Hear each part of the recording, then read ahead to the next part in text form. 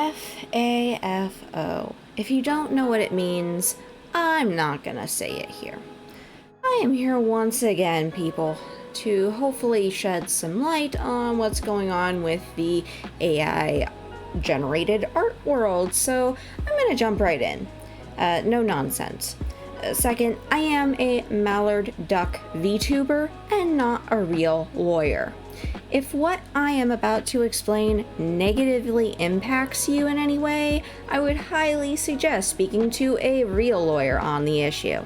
So without further ado, let's get into it. In today's day and age on the internet, we've learned to just skip through reading the terms and conditions or terms of use and privacy policies across various websites and apps because we've learned that almost all of them say the same thing or something similar. I get that.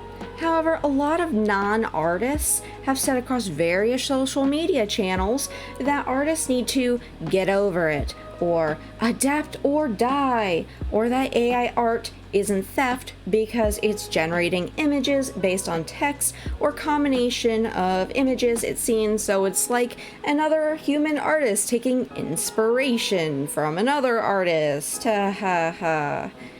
Those are all uneducated arguments, however, and I'm about to prove that in just a few minutes.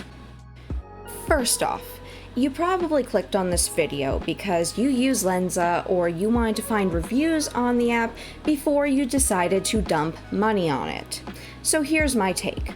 Lensa uses Stable Diffusion, which uses the Lion-5B dataset to generate images. Sounds good, but then you might notice that it has something in the bottom corner of it. That's right, you were literally buying plagiarized work. I found quite a few artists noticing this, and it's kind of scary considering that works by corporations who have a very strong pull, such as Disney, Pixar, Hololive, Sega, Nintendo, Blizzard, Microsoft, and guess what, even Pepsi. Just to name a few. Now, if that isn't enough to convince you that using Stable Diffusion's technology is the digital equivalent of playing with fire, consider the fact that there are no real protections for your own privacy or your own rights. If medical records and regular people's faces have been found in the dataset, and they have, by the way, you are saying with your money, when you pay for cheap AI art, that it is okay to make money off of someone else's face who did not consent to this. More so, another app that was found on app stores, which includes Google Play if you're an Android user like me, under the name Meitu or Meitu, I'm not sure how it's pronounced because it is a Chinese name. That's another similar app, and if you haven't actually read what you're signing up for when you download and use it, you have no idea that they can use your face for their advertisement. Don't believe me? I'll just throw a small excerpt from their privacy policy taken straight from their page, which is also the description, or in the description of this video, just to make my point more clear here. Rights in your user content. By making any user content available through Meitu, you hereby grant us a non-exclusive, irrevocable, perpetual, transferable, worldwide, royalty-free license with the right to sublicense to 1. Use, copy, modify, adapt, communicate, make available, distribute, publicly display, publicly perform, and do all other acts comprised in any intellectual property rights in or to your user content in connection with operating Meitu and providing services to you and to other users of Meitu in any form, format, media, or media channels now known or later developed or discovered, and 2. Optimize and promote Meitu.